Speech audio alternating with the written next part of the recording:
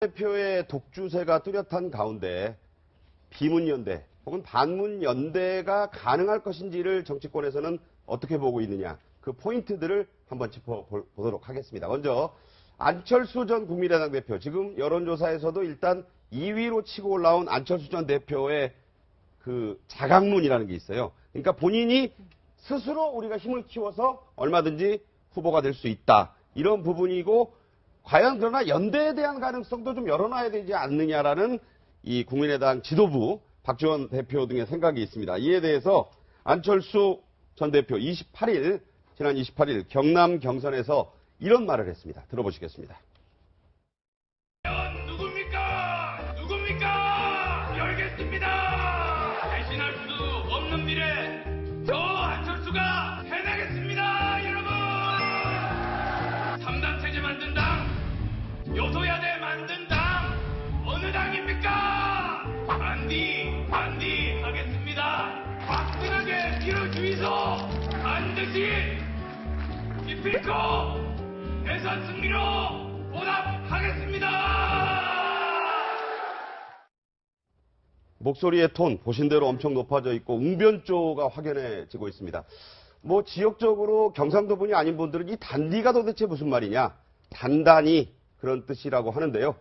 단디란 말, 여러분 본인이 또 부산 출신인데 그런 얘기를 하고 있습니다. 이번에야말로 단단하게 한번 해보겠다, 그런 뜻으로 읽히는데, 본인의 자강론, 내가 끝까지 가겠다 이런 말을 하면서도 단일화, 연대에 대한 가능성도 열어놓고 있습니다. 들어보시겠습니다.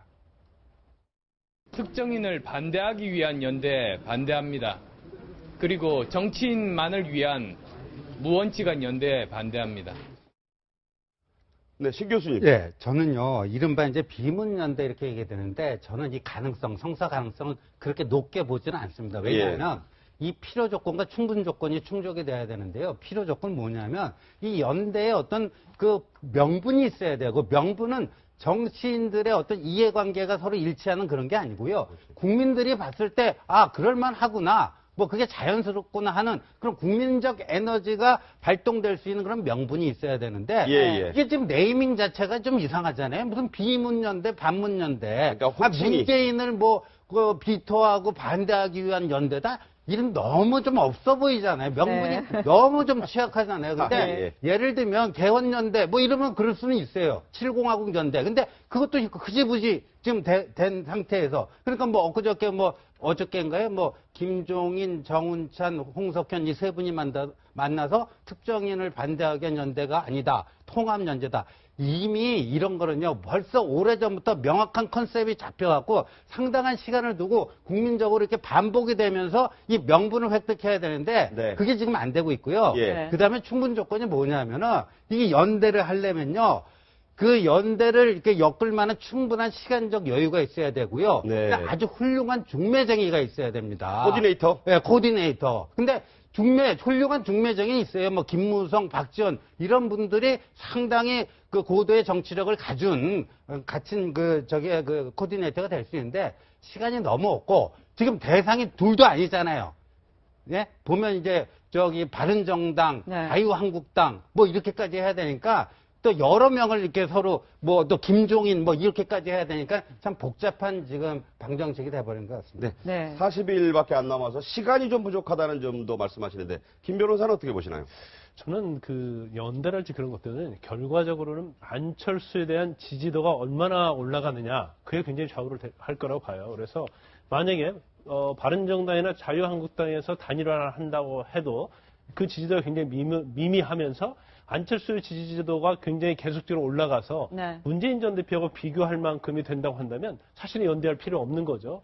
그런데 만약에 그렇지 못하고 지지도가 계속적으로 문재인 전 대표와 호각을 이룰 정도가 아니다고 하면 결국은 연대로 갈 가능성이 크다. 그런데 연대 자체를 갖다가 뭐 반문연대나 개헌연대로 가면 굉장히 식상해요. 국민에게 어떤 호소력이 없기 때문에 어제 얘기 나온 것처럼 공동정부, 화합정부, 그런 명분을 가지고 갈 가능성이 크다. 왜냐하면 지금 국민의당 자체가 30몇 석밖에 되지 않는 걸 가지고 사실은 대권을 잡아도 수권 정당을 갈 수 있는 방법이 굉장히 어렵거든요. 그렇다고 한다면 안철수 전 대표가 지지도가 올라간 걸 전제로 해서 호남에 구애를 하는 거죠. 설득을 시켜야 하는 거죠. 네, 네. 우리가 수권을 하게 되면 결국 공동정부를 할 수밖에 없다. 음. 그러면 연대할 수밖에 없다. 그래서 정권을 잡되 공동정부를 하지만 어떤 거기에 대해서 어떤 조건을 걸 거예요. 예를 들어서 친박과는 전혀 하지 않겠다라든지 네, 네. 그렇다고 한다면 마지막에 연대는 충분히 가능하다 이렇게 봅니다. 네. 자, 두 번째 포인트는요. 안철수 국민의당 전 대표와 김종인 전 대표. 이제 아까 말씀드린 대로 이제 뭐 제3지대 텐트를 치면서 본인이 지금 사무실 명당 자리에 얻어서 내주에는 뭐 출마 선언을 할 것처럼 그렇게 보인다는 이 김 전 대표 간의 단일화 연대 얘기 가능성도 나오거든요. 이에 대해서 최명길 의원이 더불어민주당을 어제 탈당하면서 이런 얘기. 김종인 의원의 측근 아니겠습니까? 네. 마지막 단계에 가면 김종인이 직접 나서서 안철수와 연대를 할 것이다. 이게 이제 최명길 의원이 배지까지 던지고 김종인 의원 돕겠다고 나왔기 때문에 의중이라고 읽히는 그런 사람도 있기는 있어요. 어떻게 보십니까? 네, 최명길 의원이 배치 던진 건 아니고 이제 탈당해서 무소속 그렇죠. 무소속 의원이 지역구 당적을 예. 저는 뭐 충분히 비문연대는 가능할 것이다. 그리고 김종인 전 대표와 안철수 전 대표 사이에는 정치적으로 중도라고 하는 공통점이 있기 때문에 충분히 가능할 것이다. 역사적으로 보면 김대중 전 대통령과 김정일 총리가 연합했던 DJP 연합이 있었고 노무현 전 대통령과 색깔이 전혀 다른 재벌 출신의 정몽준 회장도 단일화를 하지 않았습니까? 네네. 그렇기 때문에 저는 비문연대는 명분과 가치를 떠나서 이기기 위한 연대는 가능할 것이다. 근데 문제는 이것이 정말로 파괴력을 가질 것인가에 대해서 미지수인데 김종인과 안철수의 단일화는 성사 가능할 겁니다. 왜냐하면 안철수 후보하고 그 김종인 전 대표가 지금 김종인 전 대표는 지지율이 지금 확인도 안 될 정도 지지율이 낮기 때문에 네네. 그 국민들이 누가 보더라도 안철수 대표를 도와주는 김종인으로 생각하기 때문에 단일화는 가능할 것인데 문제는 김종인 안철수 단일화가 문제가 아니라 다음에 있을 중도와 보수의 연대 연합이 성사될 것인가에 대한 게 첫 번째 관건이 될 것이고 두 번째는 중도 보수 연합이 성사된다라고 한다면 그동안 안철수 전 대표에게 전폭적 지지를 보냈던 호남의 민심이 따라갈 것인가 이 문제 때문에 제가 보기에 그 두 가지 산을 넘어야 되기 때문에 김종인 안철수 단일화는 쉽지만 그 자유한국당과 바른정당까지의 통합 연대는 상당히 좀 갈 길이 험한 거 아닌가 하는 생각이 듭니다. 자, 네. 지금 소 소장이 말씀하신 중도 보수 연합 참 용어가 많이 나옵니다. 중도를 볼 수 있는 게 김종인 의원과 안철수 의원을 그렇게 본다면 이 중도와 신보수 연대 그러니까 홍준표 자유한국당 후보와 여기서 떨어져 나간 바른정당의 유승민 이제 확정이 됐잖아요. 이분을 이제 신보수 연대라고 부르는데 이 2단계 단일화가 가능할 거냐. 이 참 복잡한 셈법이 나옵니다. 여기에 대해서 홍준표, 유승민 의원이 각각 밝힌 최근의 입장을 한번 들어보겠습니다. 살인범도 용서를 하지만 배신자를 용서하지 않아요.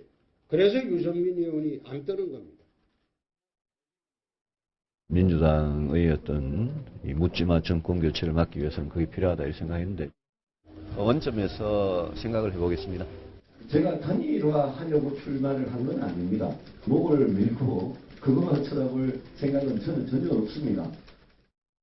네, 지금 보면 홍준표 지사는 배신자다 이런 얘기를 다시 한번 했고 배신자를 용서할 수 없다 이렇게 했고 유승민 의원은 저 단일화 하려고 출마한 거 아닙니다 이렇게 얘기를 했어요. 뭔가 단일화에 대한 뭐 둘 다 안 하겠다 약간 이런 분위기가 있는 것 같아요. 그렇죠. 점점 그렇게 돼갔어요. 네. 처음에는 그렇게 얘기 안 했거든요. 홍준표 그러니까요. 지사도 처음에는 단일화가 필요하다고 주장을 했었고요. 네. 또 유승민 의원 같은 경우 지금 이제 후보가 됐죠. 바른정당 후보도 사실은 처음에는 열려있는 마음이었어요. 그런데 점점 이게 점점 거리가 멀어지는 것처럼 지금 보여지는 건데 사실 바른정당 같은 경우에는 바른정당 내부에서 거기에 대한 반발이 있어요. 친박 청산이라는 게 이루어지지 않은 상태에서 연대를 한다? 그거 자체가 사실 국민들로부터 얼마나 공감을 얻어낼 수 있겠냐는 거죠. 같이 그러면 같이 무너질 수 있는 거잖아요. 네. 친박의 굴레가 자유한국당을 짓누르고 있는데 그것이 바른정당과의 연대를 하게 되면 그 자체가 바른정당에까지 전이될 수 있는 가능성이 있기 때문에 바른정당 내부에서는 일정 부분 많은 분들이 거기에 대해서 반대하는 입장이에요. 그러다 보니 유승민 후보 입장에서 후보가 된 이상 본인의 의사도 중요하지만 당내 의견도 많이 들어야 되는 거 아니겠습니까? 지지자들의. 그래서